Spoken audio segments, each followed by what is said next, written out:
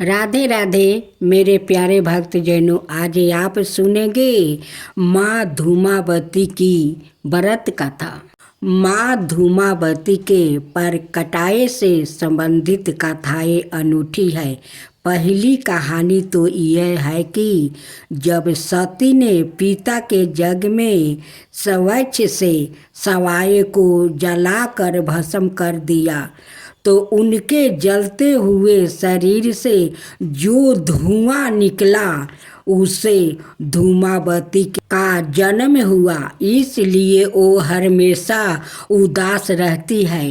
यानी धूमावती धुएं के रूप में सती का भौतिक स्वरूप है। सती का जो कुछ बचा रहा उदास धुआं। दूसरी कहानी यह है कि एक बार सती शिव के साथ हिमालय में विचरण कर रही थी। तभी उन्हें जोरों की भूख लगी। उन्होंने शिव से कहा, मुझे भूख लगी है, मेरे लिए भोजन का प्रबंध करें। शिव ने कहा, अभी कोई प्रबंध नहीं हो सकता। तब सती ने कहा, ठीक है, मैं तुम्हें ही खा जाती हूँ। और वो शिव को ही निगल गई। शिव तो सवाए इस जगत के सर्जक है, परिपालक है, लेकिन देवी की लीला में वो भी शामिल हो गया। भगवान शिव ने उनसे अनुरोध किया कि मुझे बाहर निकालो, तो उन्होंने उगील कर उन्हें बाहर निकाल दिया। निकालने के बाद शिव ने उन्हें श्राप दिया कि आज और अभी से तुम विधवा रूप में रहोगी। तभी से वो विधवा है। पुराणों में अभी शपथ परी सत्यकत भूख लगना और पति को निगल जाना, ये सब संकेतिक प्रकार है। यह इंसान की कामनाओं का प्रतीक है जो कभी खत्म नहीं होती और इसलिए वो हमेशा अनसुत रहता है। माँ धूमावती उन कामनाओं को खा जाने यानी नष्ट करने की ओर इशारा करती है। इन महाविद्याओं का अस्थायी आहन नहीं होता, अर्थात इन्हें लंबे समय तक घर में स्थापित या विराजमान होने की कामना नहीं करना चाहिए, क्योंकि ये दुख, कैलेश और दरिद्रता की देवी है। जप शुरू करने से पहले आहन करे और खत्म होने पर विसर्जन कर दे। अब सुने माँ दुर्गा की कथा। एक बार बृहस्पति जी और ब्रह्मा जी की बीच संबंध हो रहा था। इस दौरान बृहस्पति जी ने ब्रह्मा जी से नवरात्रि व्रत के महात्म्य और फल के बारे में पूछा। इसका जवाब में ब्रह्मा जी ने बताया, हे बृहस्पति, प्राचीन काल में मनोहर नगर में पीठत नाम का एक अनाथ ब्राह्मण रहता था। पीठत माँ दुर्गा का सच्चा भक्त था। उसके घर सुमति नाम की कन्या ने जन्म लिया था। पीठत हर दिन माँ दुर्गा की पूजा करके हवन किया करता था। इस दौरान उसकी बेटी उपस्थित रहती थी। एक दिन सुमिति पूजा के दौरान मौजूद नहीं थी। वो सहेलियों के साथ खेलने चली गई। इस पर पीठत को गुस्सा आया और उसने पुत्री सुमिति को चेतावनी दी कि उसका विवाह किसी कुष्ठ रोगी या दरिद्रता मनुष्य के साथ करवाएगा। पिता की यह बात सुनकर सुमिति आहत हुई और उसने कहा, हे पिता, आपकी जैसी इच्छा हो वैसा ही करो, जो मेरे भाग्य में लिखा होगा वही होगा। सुमिति की यह बात सुनकर पीठत को और ज़्यादा गुस्सा आया और उसने पुत्री का विवाह एक कुष्ठ रोगी के साथ करवा दिया। इसके साथ ही पीठत ने अपनी पुत्री से कहा कि देखता हूँ भाग्य के भरोसे रह कर क्या करती हो। पिता के कटुत वचनों से आहत अपने आप को कोसने लगी और अपने पति के साथ वन में चली गई। गरीब बालिका की ऐसी स्थिति देखकर माँ भगवती प्रकट हुई और कहा कि मैं तुम्हारे पूर्व जन्म के कर्मों से प्रसन्न हूँ। इसके साथ ही माँ भगवती ने सुमिति से वरदान मांगने को भी कहा। इस पर सुमिति ने माँ भगवती से पूछा कि आप कौन है। जवाब में माँ भगवती ने कहा कि मैं आदि शक्ति हूँ। आज तुम्हें तुम्हारे पूर्व जन्म का वृत्तांत सुनती हूँ। माँ भगवती ने बताया कि पूर्व जन्म में सुमिति निषाद की स्त्री और पति व्रता थी। एक दिन तुम्हारा पति चोरी की वजह से पकड़ा गया। इसके बाद सिपाहियों ने तुम्हें दोनों पति पत्नी को जेल खाने में कैद कर दिया। तुम दोनों को जेल में भोजन भी नहीं दिया गया। तुमने नवरात्रि के दिनों में ना तो कुछ खाया और ना जल ही पिया।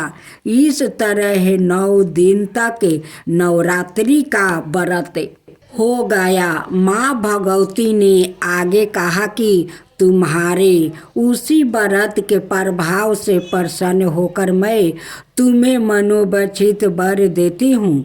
तुम्हारी जो इच्छा हो सो मांगो। माँ भगवती की ये बात सुनकर सुमिति ने कहा, हे माँ दुर्गा, मैं आपको प्रणाम करती हूँ। आपसे विनती है कि मेरे पति के कुष्ठ को दूर कर दीजिए। माँ भगवती ने ब्राह्मण की बेटी की इच्छा पूरी कर दी। इसके बाद सुमिति ने माँ भगवती की आराधना की। ब्राह्मण की बेटी की आराधना से खुश होकर माँ भगवती ने कहा कि तुम्हें उदलाय नमक आदि विद्धिमान धन्यवान कीर्तिवान और जितेंद्रिया पुत्रा होगा। इस वरदान से खुश होकर सुमिति ने माँ भगवती से नवरात्रि के व्रत की विधि और व्रत के फल की जानकारी मांगी। इस पर माँ भगवती ने बताया कि चैत्र या आश्विन मास के शुक्ल पक्ष की प्रतिपाद तिथि से 9 दिन तक व्रत रहे। अगर व्रत नहीं रख सकते हैं तो एक समय का भोजन करें। घट स्थापना करने के बाद मटिका बनाकर उसको हमेशा जल से सींचना चाहिए। विधि अनुसार पूजा करने के बाद पुष्प से अर्घ देना चाहिए। इस दौरान घी, गेहूँ, शहद, खांड, जौ, तिल, बेल, नारियल, कदम्ब और दाक से हवन करे। गेहूँ के हवन से लक्ष्मी की प्राप्ति होती है। खीर और संचापा के पुष्प से धन की और बेल के पत्तों से तेज और सुख मिलता है।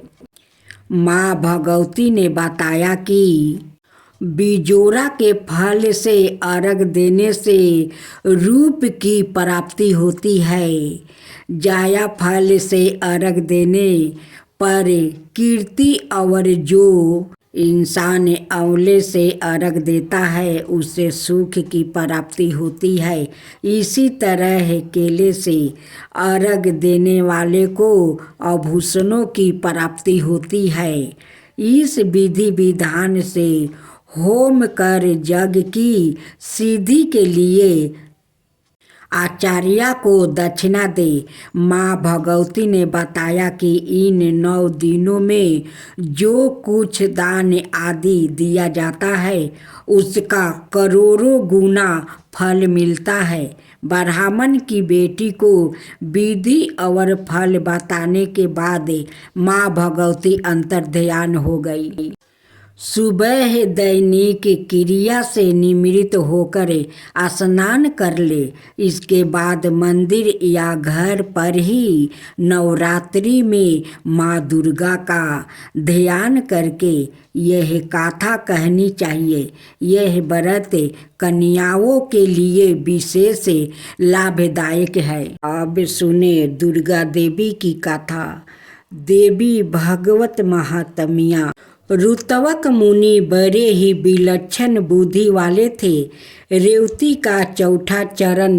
रुतवक मुनि बड़े ही विलक्षण चरण गुंडान होता है।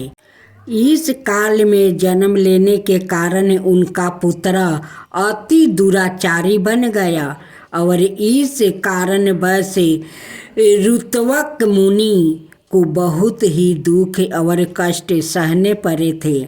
जब उन्हें इस बात का पता चला कि रेवती के चौथा चरण में उत्पन्न होने के कारण उनका पुत्र दुराचारी हुआ है तो उन्होंने क्रोध में रेवती को निछत्तर मंगल से गिर जाने का श्राप दे दिया था।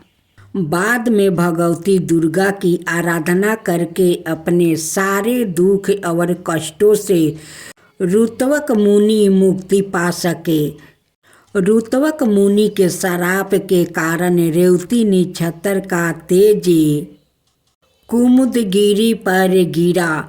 उस तेज से एक कन्या उत्पन्न हुई। परामुच ऋषि ने बालिका को लेकर उसका नाम रेवती नाम रखा और उस बालिका का पालन पोषण किया। विवाह योग होने पर ऋषि को यह चिंता सताने लगी, इस बालिका के योग वर कौन होगा। तब उन्होंने अग्निदेव से प्रार्थना की कि वो इसके योग वर का नाम बताए। अग्निदेव ने कहा कि राजा दुर्दम इसके योग वर है। उसी समय देव बस दुर्दम राजा मुनि के आश्रम पर आ गया और उन्हें देखकर मुनि को अति हर्ष हो गया। मुनि ने राजा से अपनी कन्या को स्वीकार करने का आग्रह किया। उसके लिए राजा भी मान गया। मुनि की पुत्री रेवती ने यह हठ किया कि उनका विवाह रेवती निछत्तर में ही संभव हो, किंतु मुनि कहा पुत्री रेवती निछत्तर तो आकाश से गिर गया है, उसमें तुम्हारा विवाह कैसे संभव है। पुत्री ने कहा कि यदि रुतवक ऋषि अपने तपोबल से श्राप देकर रेवती निछत्तर को भूमि पर गिरा सकते हैं तो क्या आप अपने तपोबल से उसे पुनः स्थापित नहीं कर सकते। पुत्री की यह बात सुनकर मुनि ने रेवती निछत्तर को आकाश में स्थापित कर दिया। बाद में राजा दुर्दब्य से कहा, महाराज यदि कुछ पाने की इच्छा हो तो हमें बताइए, मैं उस पुण्य करने का प्रयत्न अवश्य करूँगा। मुनि की बात सुनकर राजा कहने लगे, मुनिवर मैं सवाए भू मनु के वंश में उत्पन्न हुआ हूँ, इसलिए मेरी इच्छा है कि मैं मनवंतर का स्वामी हो, ऐसा पुत्र प्राप्ति हो। परामुच ऋषि ने कहा, राजन, आप अपनी इस इच्छा की पूर्ति के लिए भगवती दुर्गा की आराधना कीजिए और देवी भगवती पुराण का स्मरण कीजिए। इससे आपकी इच्छा पूर्ति हो जाएगी। तत्पश्चात राजा ने मुनि की पुत्री रेवती से विवाह किया और अपने राज्य को लौट आया। कुछ समय बाद लोमस ऋषि उनके राज्य को पधारे। तब राजा ने लोमस ऋषि से प्रार्थना की कि वो उन्हें मनवंतर के स्वामी बनाने वाला पुत्र पाने के लिए श्रीमद् देवी भागवत का श्रवण कराए। तब महर्षि लोमस ने अति प्रसन्न होकर कहा, महाराज, तुम धन्य हो जो भगवती में भक्ति रखने वाली यह बुद्धि तुमने पाली है। बाद में महाराज को उनकी पत्नी रेवती की सहित श्रीमद् देवी भागवत का कथन सुनाया। राजा ने इस अवसर पर अनेक ब्राह्मणों को भोजन कराया और उन्हें दान में अनेक अमूल्य वस्तु और आभूषण भी दिया। कुछ समय बाद देवी रेवती ने गर्भ धारण किया और उन्होंने एक पुत्र उत्पन्न किया जिसका नाम रखा गया रेवत, जो आगे चलकर ब्रह्मा के आदेश से मनवंतर के स्वामी हो गया था। रेवत के माता पिता की श्रीमद् देवी भागवत श्रवण मात्रा से ही वो मनवंतर की स्वामी हुआ था।